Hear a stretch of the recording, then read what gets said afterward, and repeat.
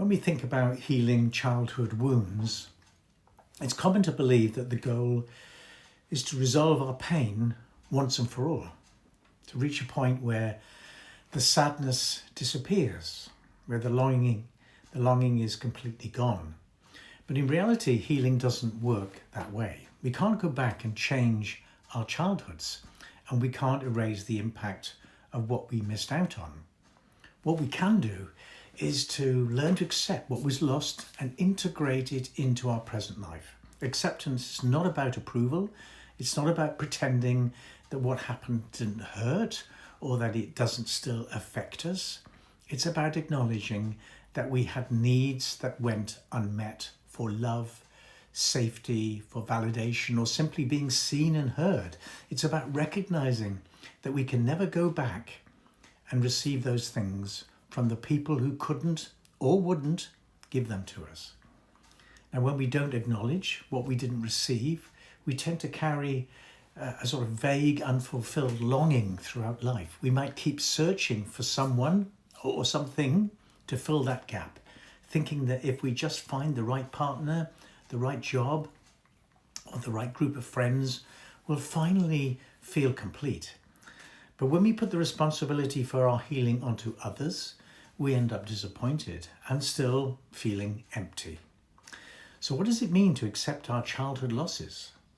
It means allowing ourselves to feel the sadness of what we didn't have without trying to fix it or make it go away. It means grieving the fact that we can never go back and get that love or safety or validation from our parents or caregivers. This grief is not about wallowing in self-pity. It's about letting ourselves feel the reality of our unmet needs so we can stop searching for what can never be found. One way to approach this process is to imagine sitting with your younger self, the child who still carries your sadness, the longing, the unmet needs. Instead of trying to convince that child that everything is fine or that the past doesn't matter, you simply sit with them. You acknowledge the reality of what you missed out on. You say, yes, it was unfair. Yes, it hurt. And yes, it still hurts. This process is often uncomfortable because it requires us to face the sadness we've been avoiding. But allowing ourselves to feel that sadness is essential for moving forward. When we deny it, it doesn't go away.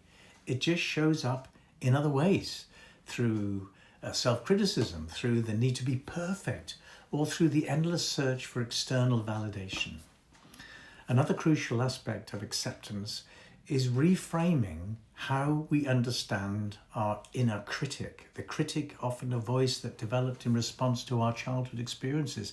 It tells us we're not good enough, that we're too much, or that we shouldn't feel what we feel. The inner critic emerged as a way to protect us, to keep us in line so that we wouldn't get hurt or rejected. Rather than trying to silence the critic, we can learn to listen to it with compassion. We can ask, what are you trying to protect me from? We often discover that the critic is trying to prevent us from feeling the old, unhealed pain of rejection or abandonment. But when we acknowledge that this inner critic is just another part of us trying to keep us safe, we can begin to soothe it instead of fighting against it. In doing this work, we're not trying to eliminate the sadness or longing. We're learning to sort of coexist with it, to let it be a part of our story without letting it control us. Acceptance doesn't mean giving up on having fulfilling relationships or meaningful connections. It means we stop expecting others to fulfill the gaps left by our childhood and start finding ways to meet those needs ourselves. And that might mean learning how to validate your own feelings, how to comfort yourself when you feel lonely, or how to reassure yourself that you're good enough, even if others don't say it. It might mean creating daily practices that remind you that you matter, regardless of what others say or do. Acceptance is not a one-time event. It's a practice, a willingness to sit with what was lost, to feel that sadness, and to remind yourself that you can hold that sadness without being consumed by it. It's about letting go of the hope that we can change the past and focus instead on what we can give ourselves right now. When we do this, we're not erasing our wounds, but we are integrating them. We're learning to carry our losses without letting them define us.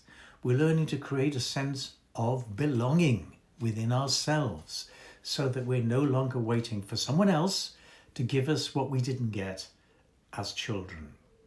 And that's what true healing looks like.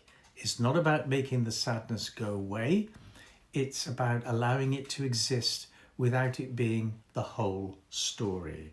About learning that we can carry both the pain of what we didn't get and the power to give ourselves what we need now. And if you'd like help in believing you belong, visit my website and book a free discovery call, and let's see what's possible.